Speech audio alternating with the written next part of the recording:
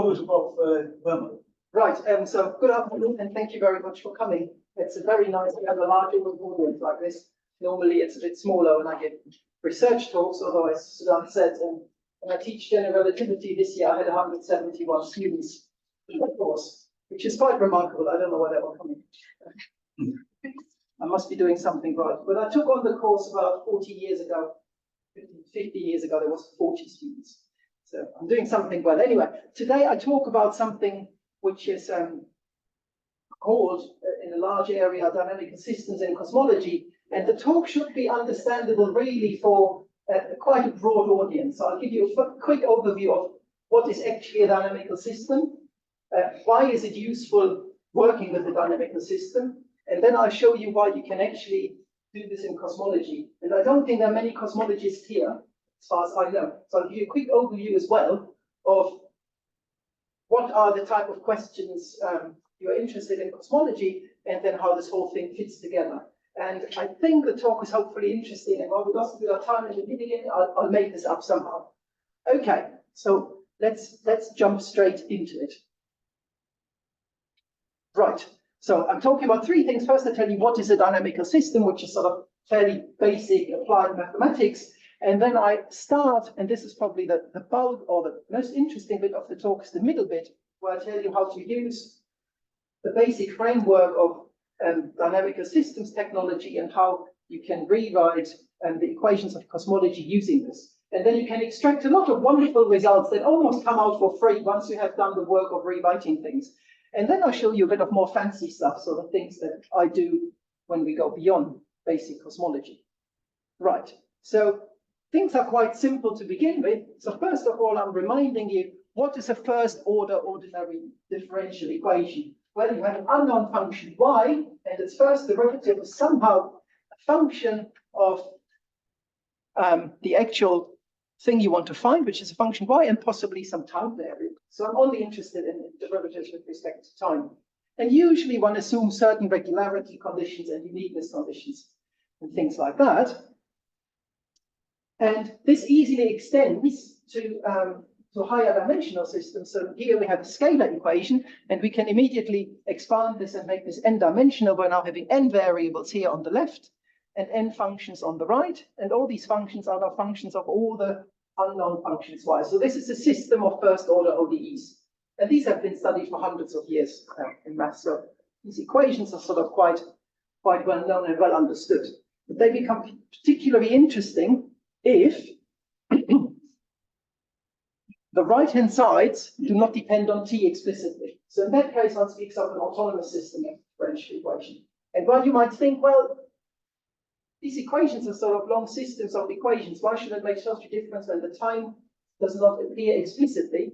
It just so happens that without that time component explicitly, there's an entire array of machinery that can be developed, and you can study systems like that.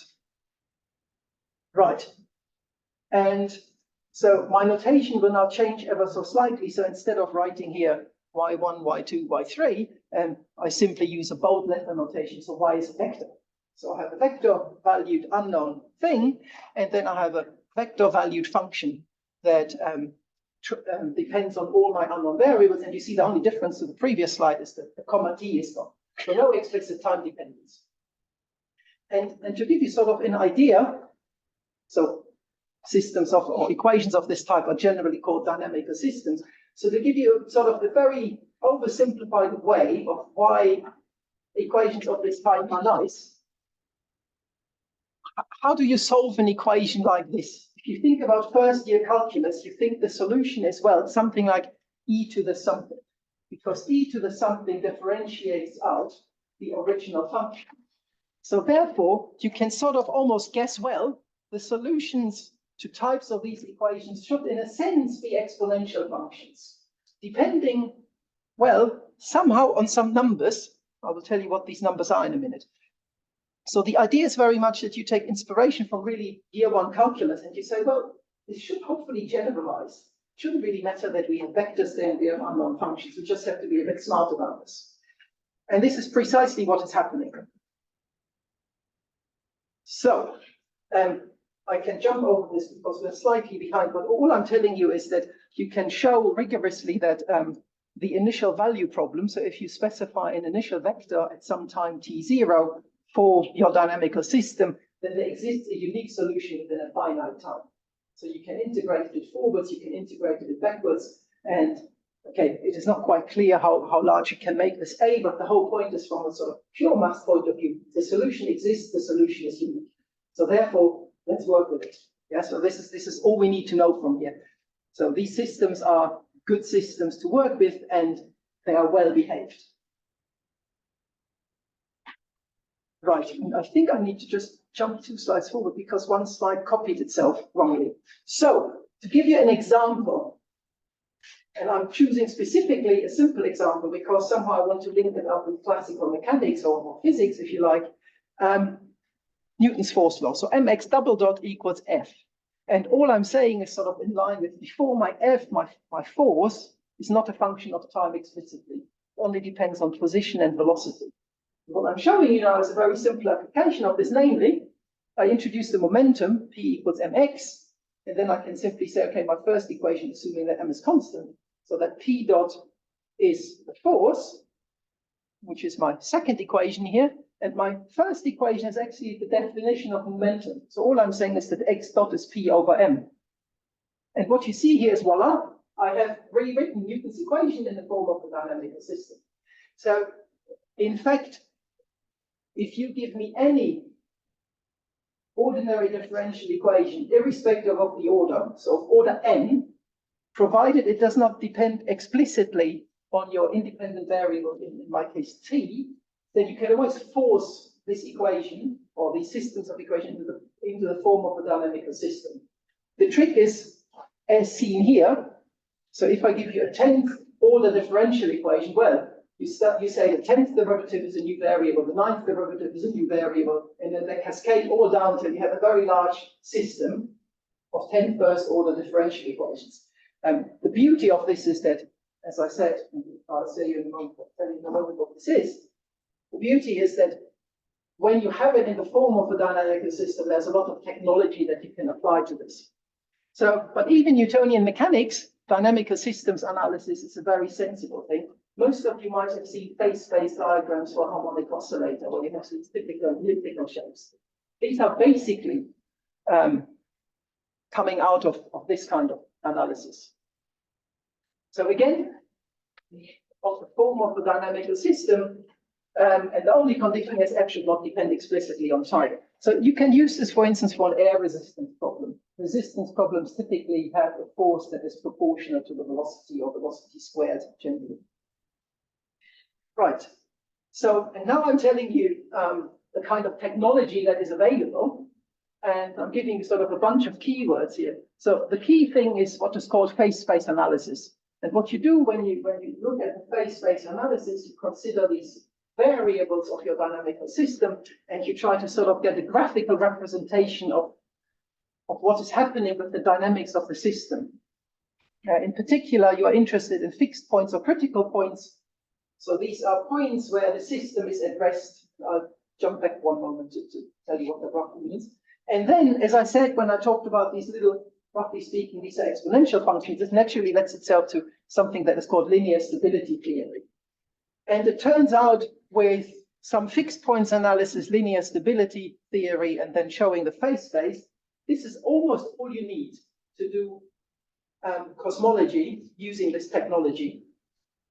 And then there are some advanced concepts that you can use. So I'm not talking today about points at infinity or Lyapunov stability or center manifold theory. Points at infinity I won't need because my phase space happens to be finite. So therefore I don't have to worry about points at infinity. Although you will see at the very last model that I'll show you that for some advanced stuff there will be points at infinity, but I'm not discussing those. There's something called Lyapunov stability, which is good fun to work with, but not very popular. And it's not popular because when you do linear stability analysis, you have a recipe. You can sort of set up the system, you turn a handle, and you work through this, and at the end you get a definite answer. With Lyapunov stability, you have to guess a function. And if you guess the function well, you can deduce stability. But if you can't guess the function, you get nothing. So it's sort of a one-way it's a one-way route to success, but it isn't two-way. So not the most popular, certainly not in cosmology, although we have done some work with it, but not many people are keen on exploiting this. And center manifold theory, I'll make a small comment later of why this is needed. To give you an idea of the phase space analysis, if I go, actually, I can stay here. So if you think about y dot equals f of y, so y is a vector, an unknown vector. But what it tells you is, imagine I take a point, some point with given coordinate y. This equation tells you how does y change at this point. So visually speaking, you can pick a point in your abstract space that you can associate with it a direction. And this direction tells you where the system wants to evolve towards. And this is sort of crucial for the phase space analysis. So it's quite geometrical at that point. Okay, so these are our basic sort of things that we can do with systems. And if I just give you a very simple example again of Newtonian mechanics. So we had again these two systems, but just for simplicity, assume that f is just a function of x. So I show you how stability theory sort of follows almost by looking again at Newtonian mechanics. So you want to find points where the right-hand sides vanish. If both right-hand sides vanish, then you know that x dot is 0 and p dot is 0, and that tells you that the system somehow is at rest. So you find immediately that the system is at rest when p is 0. And here, this guy is obviously only 0 provided f has a point where it vanishes. So you need to find some kind of point x0 where f of x0 vanishes. If you have such a point, then you know the system is at rest there. But the question is, of course, what happens when you give the system a little nudge? Does it move back to the point, or does it move away from it? This is like if you try to put a pencil on its tip. It's sort of an unstable equilibrium point, because if you give it a little nudge, it goes away. But if you have like a breakfast bowl and you put a bead in it, it's usually at the bottom of the bowl, and if you give it a little shake, it tends to roll back to the bottom, which would be a stable system. So how can you extract this concept of stability out of that? Well, all you do is you do a Taylor series expansion near your point x0, and because you know for this to be a critical point, f has to be 0 the first term, and the Taylor series expansion vanishes. So you only end up with the first derivative of force, and if you put this back in, what you basically find is that near this point, so x0, p0 is 0, but you can keep it general, you basically get p dot is approximately f prime. And this tells you simply that this is the sign of f prime that determines the stability. So it either pushes you back towards your point or pushes you away from you. And if you recall classical mechanics, so for conservative force, f prime is v double prime, and someone you were told in, I don't know, year 1 or year 2, someone tells you the second derivative of the potential is positive, negative, you get either stability or instability. So all this sits beautifully within this whole dynamical systems language. And what you can do is you can generalize it. So if you have a system with n functions and n variables, you can compute this matrix. So the matrix of all first partial derivatives of the right-hand side with respect to all its coordinates. And this is an n by n matrix for an n system. And like here, so matrix of, so this is the scalar of first derivatives. So you generalize this to a matrix of first derivatives. And what's basically happening is that all the eigenvalues of this matrix determine the stability of the underlying system. And then it goes as follows: if all your eigenvalues are negative, well, and if you make a perturbation, you get e to the minus something, and that means in long term, this thing goes back to where it started. When all your eigenvalues are positive, then you move away from the equilibrium point because these things blow up. And if you have some positive and some negative eigenvalues, then you will have some stable and some unstable directions. Usually these are referred to saddle points. And so this is really all we need for the context of cosmology. Once we have the equations in the right form, we can extract all of this information, and then we can play around with this. and then you'll see how this all works. And the only thing that I'm saying here is about the central manifold theory. If you happen to find zero eigenvalues, then you actually need advanced technology, because the zero eigenvalues, well, it makes sense, right? If you want e to the something t and then something is zero, then you can't really tell which way it goes. So if you have a zero eigenvalue, you need some more advanced techniques, but they're not difficult, but again, unpopular. They're sort of slightly cumbersome to work with. But you do get a definite answer regarding stability. Right. So now I'm jumping towards cosmology. So what do we know about the universe as a whole? And I'm only telling you the stuff that is interesting for the work I'm going to do. Otherwise, I could talk for probably 10 hours about cosmology, because it's a really massive field of research. Interestingly, in the early 1990s, cosmology wasn't that exciting as a field because people didn't quite know what to do with it. But then we had various observations that came in, and then all of a sudden catapulted cosmology to what it is today, like a huge research field. And one of the main observations was in the late 1990s that the universe is showing an accelerated expansion. So this was very unexpected for the experimentalists. Most theorists probably would have said, yeah, that makes sense. But cosmology wasn't a big deal back then. Anyway, so what do we know about the universe today? What we roughly know is, or we believe it started with some form of what we call a Big Bang, but we don't really very much know about this.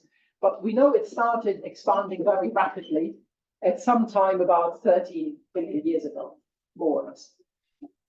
And while we don't quite know what happened early on, we have a pretty good idea of what happened shortly afterwards, up to roughly today. So the universe went through two different stages of expansion, which are similar. One is called the radiation-dominated phase, and one is called the matter-dominated phase. And today we are living somewhere between, well, this is roughly the present time, we're somewhere between the time where the matter of the universe is the dominant component, and we are sort of transitioning towards, most likely, a dark energy-dominated universe, or a cosmological constant-dominated universe. So we are most likely on this trajectory here. So the universe should keep expanding, and it should keep expanding at an increasingly faster rate. There is still a possibility that the universe at some point recollapses, but most data strongly favors this red line here. There is a possibility that the universe sort of expands faster than exponential and eventually tears apart and becomes just a dark block of nothingness because everything has been pulled apart so much. But we obviously don't know, because we are sort of here, and we are trying very hard using data to distinguish or get ideas on which of these three lines we are on. I'll show you a second picture, which is a bit nicer. So this picture really summarizes what we know about the universe. I told you it's about 13 billion years old. And we have experimental data up to this surface, which is the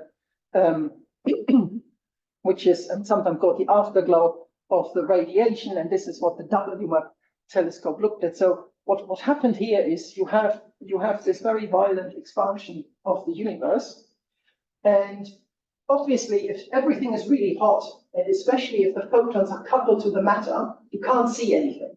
The thing's opaque, and therefore whatever happens with all the photons going through, you will never see them because they're already absorbed with the matter. And then there's this point here when the universe has cooled down to a sufficient extent where it all of a sudden becomes opaque, non-opaque, so transparent, and the photons can start traveling. And what we can do today, we can observe these photons from this surface. So this is the cosmic microwave background radiation, which has been studied now for quite a while and gives us a very, very good idea of what happened roughly in the creation of this surface. And so we are, again, roughly here, we are at the point where the universe wants to move towards an accelerated expansion.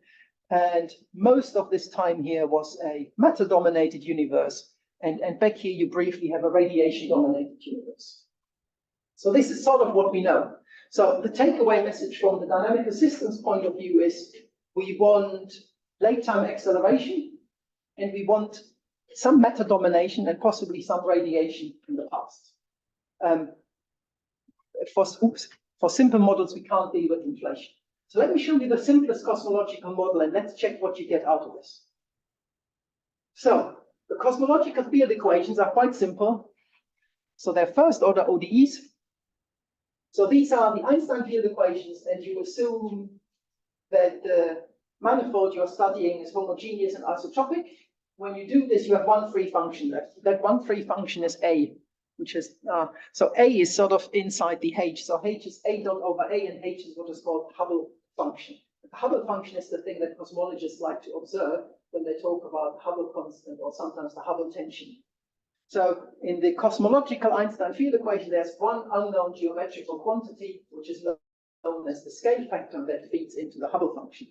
And then as matter sources, we added matter and radiation. So I told you there were two phases in the universe, one largely matter dominated and then one radiation dominated. And we have evidence that there should be some late time acceleration, which is modeled by the cosmological constant. And what you see already, only first derivatives, so derivatives with respect to time, and no explicit time dependence. So this is already of the form of a dynamical system. However, it is a very bad dynamical system from the point of view that the variables are bad. So for example, this omega m here, if this is the energy density of the matter point, so that can range between 0 and infinity. It's slightly inconvenient. Hubble function can go from 0 to infinity. That's not nice either, and likewise the radiation. So all these things are sort of inconvenient for practical purposes. So one way to do this is the following. I'll talk about the number of equations in a moment. So one way to do this is to introduce different quantities. If you wonder where these quantities come from, so first of all, they're called the density parameters, and they come simply from dividing this first equation, which is algebraic, by 3h squared. If you divide this by 3h squared, the first term is 1. And you think, oh, that's harmless. What's the point? There's lots of points. Point 1 is dimensionless, which means once you divide by 3h, you know without looking, lambda over 3h squared is dimensionless. Kappa rho m over 3h squared. So every quantity instantaneously becomes dimensionless, which is always nice. When dimensions drop out, usually we are happy. And likewise, these parameters are actually what cosmologists like to observe too. So they're actually useful for cosmology, but they'll be particularly useful for our dynamical systems formulations. And the counting argument that dimensions I've pointed out here already, the first equation is algebraic. These three are dynamical. So if you have three dynamical equations and one algebraic equation that acts as a constraint, therefore you will end up with two dynamical equations. And if you now rewrite these equations using those variables, you will get the following. And this is starting to look nice, right? So people who do sort of theoretical physics, applied maths, when an equation looks nice, we feel quite happy. So our hearts warm up a bit. So at this point, most of us would probably say, yeah, that's nice, that was worth it. So the first equation tells you that the sum of those three density parameters is 1, and then you get two dynamical equations. And because via the first equation, the third is always determined by the first two, you can sort of choose which two equations you want to work with. And my prime here is now a derivative with respect to log a, which just makes everything slightly more convenient. So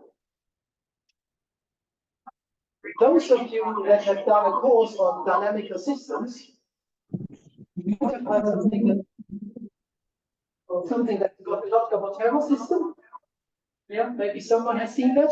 So a Lotka-Volterra system is popular in applied mathematics because what this thing does, it is used to model predator-prey models. So I'm saying this down here. So this is actually of the form of a Lotka-Volterra system. And what is a predator-prey model? A predator-prey model is you have a square piece of land, or any shape really, but let's take a square piece of land, and on it you put foxes and rabbits. And what you want to model is, what is the average population of foxes over time? What is the average population of rabbits over time? And it turns out that the equations look roughly like this. So the beauty of this is that you can actually reinterpret the cosmological dynamical equations as a predator-prey model. So you have three species, matter, radiation, and dark energy, and they sort of compete for the same resources. The question is which one survives at the end and which one dies out, and is there an equilibrium point where they're all happy? So you like that. So this is really nice. I like this kind of stuff, which you hopefully feel. So this way of looking at cosmology is really nice, because you take the equations, you put them into a nice form, and all of a sudden it links up with stuff that people have been doing for a long time. So these Lotka-Volterra systems are well known. And thinking about cosmology as a predator-prey model is also rather nice. So let's put this together and give you some nice pictures to look at. So here you have a constraint. So the sum of these three quantities is 1. The matter energy density needs to be positive definite, because matter is positive definite, radiation is positive definite, and I'm assuming here this is the assumption that lambda is also positive. If it is negative, things the constraint is slightly more open. So I assume that all of these three parameters are positive definite. And if I do this, what I end up with, oh, that comes later anyway. So keep in mind, these are all positive definite. Actually, what I'm doing first is I do just looking for the critical points. So I'm looking for points where the right-hand sides vanish. These are the stable points where the universe is sort of not evolving from. One is easy to find when m and r are both 0. When m and r are both 0, obviously both right-hand sides are 0, and then you see you will have 2 more equations where the brackets are 0. So what you find that there are 3 points where the right-hand side vanishes. You can just check this by substitution, and there are no other points. And then I told you that what do is you compute the stability matrix, you check its eigenvalues, and it tells you whether these points are stable or unstable. And what you see here is point O, the origin, which is the point where both m and rho are 0. It has 2 negative eigenvalues, which tells you immediately negative eigenvalue means stable. So this guy must be the late time attractor. So everything ends up at the origin. Then you have here a point that is unstable because it has only unstable direction. And here you have a saddle point. So if you have only 3 points, and this one is the stable point, the unstable point, this tells you if you reverse time, everything must have started here. So everything starts here, everything finishes there, and then you have something a bit in the middle. I will explain in a minute why I chose letters R and M for these labels. So, I already told you that all these things are positive, and that basically tells you at the end that the space you're working with, the so-called phase space, is actually a triangle. Looks like this. And the picture that you get out is precisely that. So here on this axis you have the matter energy density, here you have the radiation energy density. Both go up to 1, so everything is nicely n-dimensional, all scaled to 1, couldn't be prettier than this. And these arrows that I mentioned earlier, where if you look at your dynamical equations, you evaluate it at the point and you look what is the direction of the flow, this is what is depicted here. And the picture actually just confirms what we've said when we looked at the eigenvalues. So everything starts here, it evolves away from here and eventually curves, stop doing that, and eventually curves to the origin. So this is nice from the applied maths point of view, but what does it mean from the point of view of cosmology? Well, R is the radiation-dominated universe, which means, if you remember this lovely picture with the little blue surface on the left that we had earlier, so these equations, the Friedmann-Lemaitre-Robertson-Walker equations, which are the cosmological Einstein field equations, they tell you that the early time attractor is a radiation-dominated universe. It tells you that depending on your initial conditions, you can move towards a matter-dominated universe, which is a slight hiccup of the whole problem. So finely tuned initial conditions are not very nice. But there's nothing you can do about this at that point. But the point is that you start at some radiation-dominated universe. You can get fairly close to a matter-dominated universe, which is a saddle. That saddle will eventually repel you and push you towards the origin, which is the dark energy-dominated universe.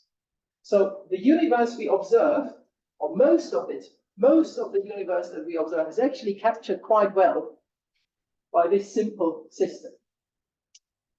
And there's no better way to study it than these dynamical systems techniques. So this is standard Friedmann-Lemaitre-Robertson-Walker cosmology.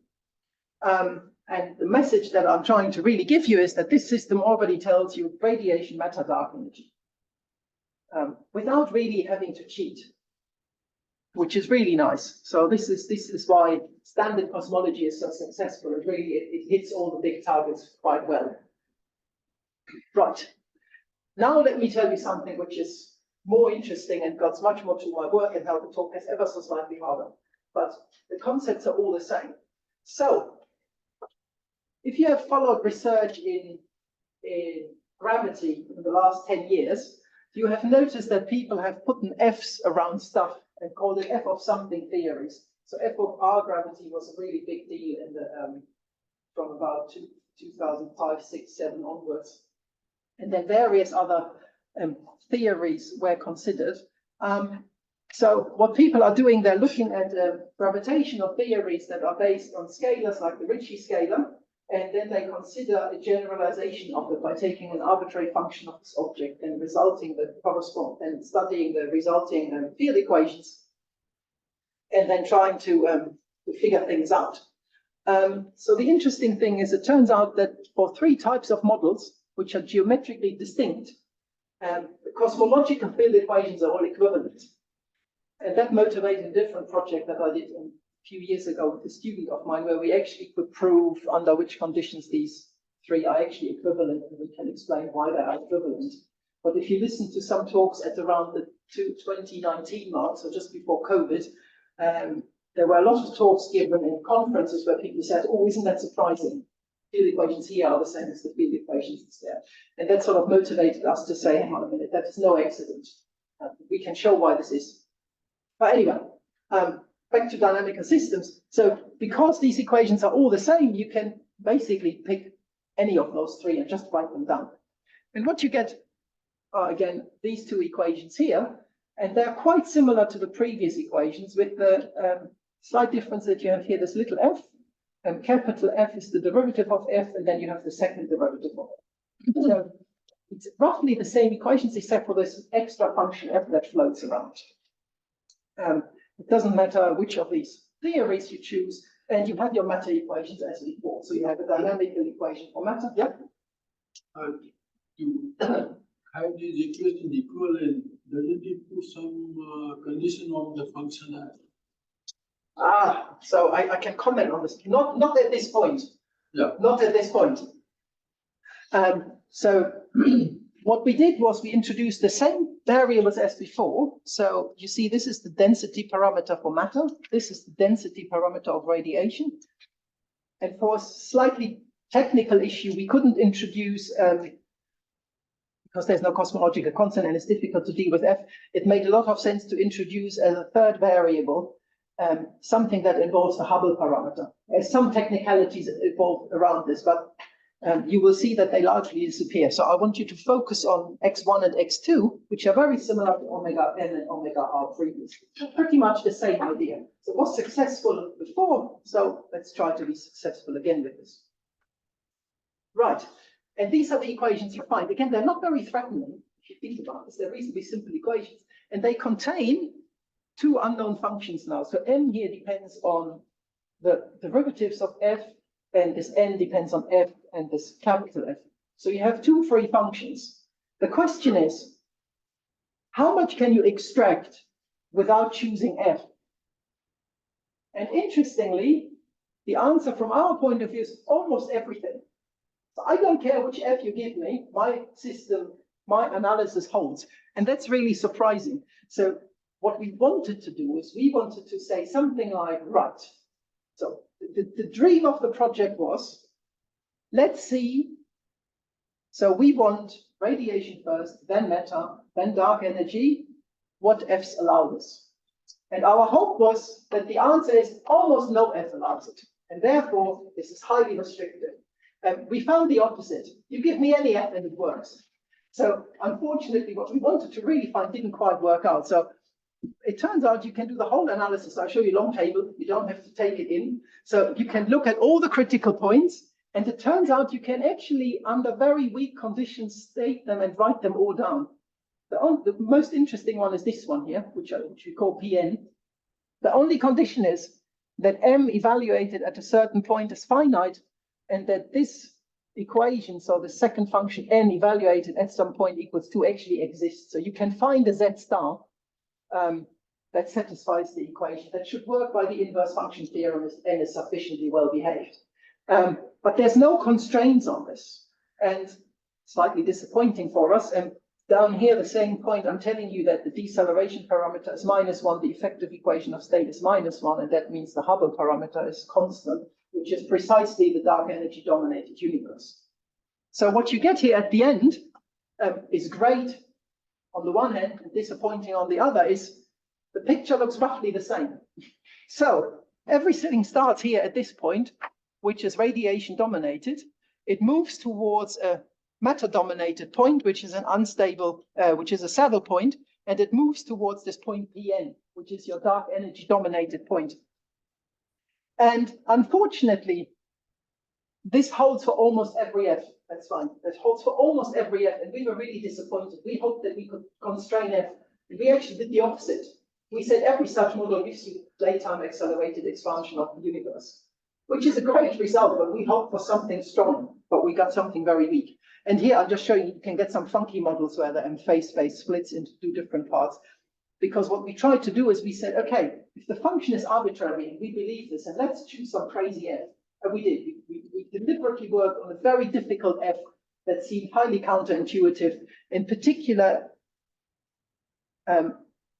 this equation gave us two solutions for the F we chose, which is why you get two of these de Sitter points. But nonetheless, up here, which you would call the physical part or the most physical part of the phase space, everything holds, right? It's just a deformation of this guy, really. So you start with some radiation, you go towards matter, you end up with dark energy. So we really tried to break it. Actually, we couldn't. We couldn't find a function for which it didn't work. So, and on the last 2 minutes, or 1 minute, 2 minutes? 2 minutes. I show you then some of the crazy stuff we do. So the crazy stuff we do, these equations are massively long. However, it doesn't matter because the technology is quite insensitive to the length of the equations.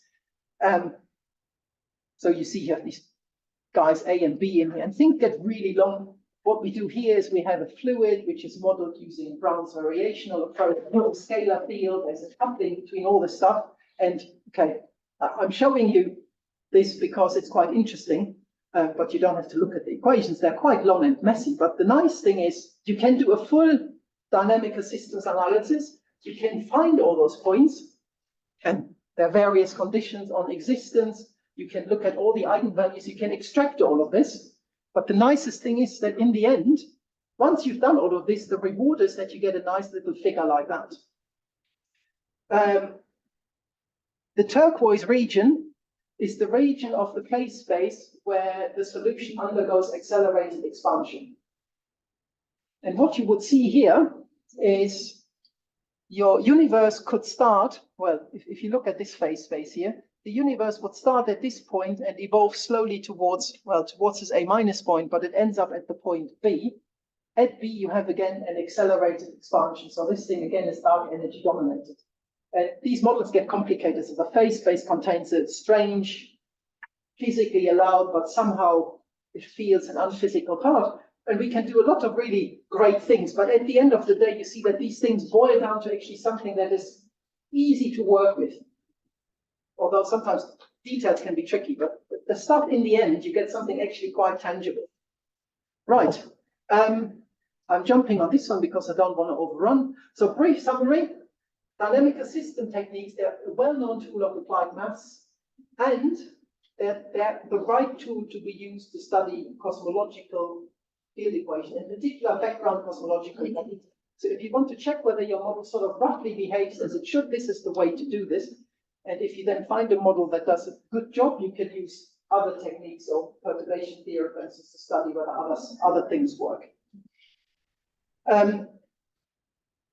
And ideally, you could use this to rule out some unsuitable cosmological models. So for example, if the model you study gives you that you get matter first, radiation second, then you don't need to look at this model further because it's the wrong way around. So the dynamics gives you some sort of some kind of restrictions on what you should be doing with these models. So I think it's the right tool, and it has been successfully used for many, many years now. So this is the go-to tool for many cosmologists that do more theoretical work. If you're interested in this kind of stuff, we wrote a long review 6 years ago, oh my God, I'm getting old. So 6 years ago, we published quite a long review. If you look at the archive version, 181 pages. So you don't do this over a cup of tea. So you need a bit of time and patience to go through this. But everything that was known in dynamic assistance application to cosmology up to 2018 is actually in this paper. And there's a disclaimer in the archive version. So the references were up to date up to a cut-off date, which is something like the 1st of March 2027. What was it here? Probably 1st of December 2017 or something. We had a sharp cut-off date and we said, prior to this point, we considered everything. So this is quite a beast to work with. But if you're interested, this is quite good stuff. And the very last picture I showed you, the one with the split phase space with the nice turquoise color. So this is in some recent work, a student of mine. So thank you very much, and I kept on time. Thank you. Thank you very much, Mr. Boehmer. It was a fascinating talk. It was surprising some of the things that I said there. Any questions from the audience? Very nice, Prof. You said that, when you're dealing with these theories, you have f of whatever. Yeah. It doesn't matter. You still get those, radiation to matter. Yeah. This thing. So it doesn't matter whatever functional form you have there. And secondly, if you're dealing with these modified theories, then you just use your observations to calculate the value of the parameters, right? So you are correct. So you mean these equations roughly? Yeah. Yes. So if you wanted to map the model onto data, yes, you would fit some of these parameters to match as closely as possible the cosmological data that we have. So that's essentially you can't rule out any of these models. Unfortunately, not. As I said, the dream was that we said that will work. We will get a really highly restrictive condition. But I mean, it's slightly hidden on the slide. But what we had hoped for, is that this would be restrictive. But it's really not. So if you look at the next one, so the next one, so there needs this Z star needs to actually sit on the pole of the function. That would have been nice because a pole is a single point, right? But this is really not restrictive. So we were slightly disappointed, but you're right. What we hoped for that we could rule out a whole bunch of theories. We did the opposite. We ruled them all in. We said, hey, you get cosmology, whatever you do. Yes. That you end up with the decision model at late times, that has been known for quite some time. And there was some hypothesis or something that was made to say that if you have a positive lambda, then with a lot of these models you end up correct as decision. Absolutely, and that's exactly what we find. So remember, there's no cosmological constant in these models. Yeah, so basically, sure. the existence condition of this point is so weak that once it exists, it's always there, and then yes, everything ends up there. So this is exactly it. Yes. Are there any questions from students before we come to students? Our third year dynamic systems class has joined us. Oh, good. So you know what I'm talking about. At least 80% of the lecture very existent. They've done it. Good. This is the last 20% is specific. Any questions from students side? Yes, so we believe that dark ring star is normally around the redshift of 1. Yeah. 1. So does any of these models dictate exactly for time? No, because unfortunately, time here is it drops out of the equations. So somewhere you can almost choose the time of the transition as you see fit. It's almost an integration constant. So there's no predictive power on that. Okay. But yeah, that's a great question. Let's take one last question because I wish the image. So, I thought, what is the bottom line? So, why did you do? So, what you are saying that you will get the same thing. There's no point in doing any of what you do. Yeah, that is a very defeatist approach, yes. The defeatist answers all F's give the same. Well, not quite all, right? So just be careful here. So these 3 types of theories that I mentioned here, all of them give you intrinsically second order field equations or second order Einstein field equations, which meant if you consider f of r gravity, you would have forced all the equations. So then our results don't include this, but only works for second order theories that come out of this. That's right. But ultimately, that you will get the Ultimately, that they give you the same behavior. Yes. They're qualitatively the same behavior. Yeah, absolutely. Right, in that. So it doesn't rule them out, sadly. Yeah.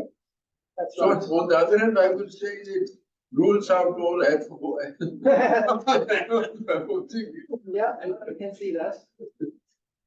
Okay, we will have to bring to a close because there might be a class coming in the next, and we have to exit.